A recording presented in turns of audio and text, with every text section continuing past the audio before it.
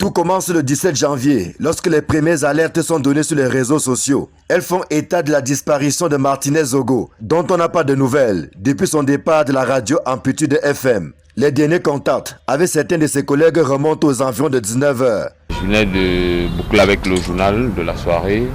Alors que je rentrais juste à l'entrée, derrière, je vois Martinez qui est devant la boutique de l'opticien, non loin de nos locaux là. En réalité, rien ne m'obligeait à aller vers lui en ce moment-là, mais je suis allé vers lui. Peut-être après, je comprends que c'était une sorte d'adieu que j'allais lui faire. Et lorsque je suis arrivé vers lui, il m'a dit c'est comment les nouvelles du pays. C'est la question qu'il posait toujours lorsqu'on se rencontrait, même dans les couloirs de la radio. Il dit il n'y a rien de nouveau. Et puis il m'a dit on se voit alors demain. On s'est séparés juste là. Il s'est assis au bar tout à côté. Il s'assoit là-bas très rarement.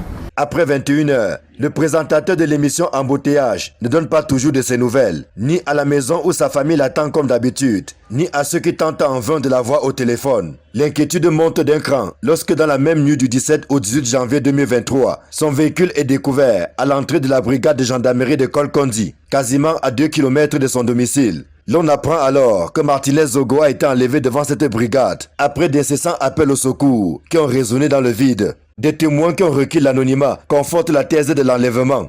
Et donc quand Martinez emprunte cette route, il sait que la brigade de Kolkondi, que voici, est sur ce chemin. Et donc, en réalité, puisqu'il est suivi, il n'a qu'à virer ici, tel qu'on le voit. Et puis il entre à l'intérieur de la brigade. Sauf que le portail qu'on aperçoit était donc fermé. Par conséquent, il était simplement obligé d'essayer d'heurter ce portail. Malheureusement, personne ne sortit à son secours. Et c'est ainsi que ses ravisseurs vont lui mettre le grappin dessus. Au petit matin du dimanche 22 janvier, alors que des appels à la libération de Martinez Zogo se multiplient, son corps mutilé et méconnaissable est retrouvé sur ce terrain nu, à Ebogotroa, dans l'arrondissement de Soa, à 150 mètres de la route en construction qui va relier Soa à Hawaï, en passant par Essé. L'indignation gagne l'opinion lorsque la famille identifie formellement la dépouille comme étant celle de Martinez Zogo. Ce d'autant que les vêtements qu'il portait le jour de son kidnapping ont été posés juste à côté. Les faits sont suffisamment graves pour laisser les autorités insensibles. La pression monte au plan national et à l'international. Et c'est ainsi que dans la foulée de cette macabre découverte, les premières interpellations sont effectuées. Le lieutenant-colonel Danwe passe à la trappe et son exploitation permet de mettre le grappin sur plusieurs éléments de la DGRE, mais surtout de son directeur, le commissaire divisionnaire Maxime Eko. À la suite de plusieurs auditions menées conjointement par la police et la gendarmerie, le président directeur général du groupe L'Anecdote, Jean-Pierre Amougou Belinga, ainsi que son chef de sécurité, le colonel à la retraite, Etundi Soué, et son principal collaborateur, Bruno Bidjan, sont interpellés à leur tour. Nous sommes le 6 février 2023. Entre auditions, perquisitions et de nouvelles interpellations, certaines personnes en service dans les entités du groupe L'Anecdote sont libérées.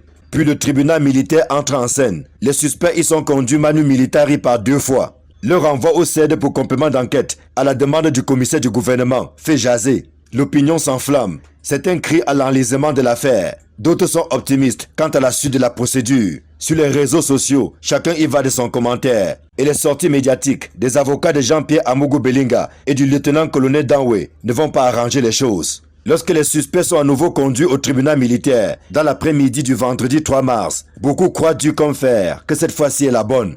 Entre la mise en liberté des suspects et le placement sous mandat de dépôt, les cœurs battent la chamade. La nuit est longue, jusqu'à ce que le suspect soit levé au petit matin de ce samedi 4 mars 2023. Il a donc fallu 45 jours pour en arriver là. C'est le temps donné par certains chefs traditionnels de la Léquier après le descente à Ebogotroa, qui porte plus que jamais le deuil de Martinez Zogo.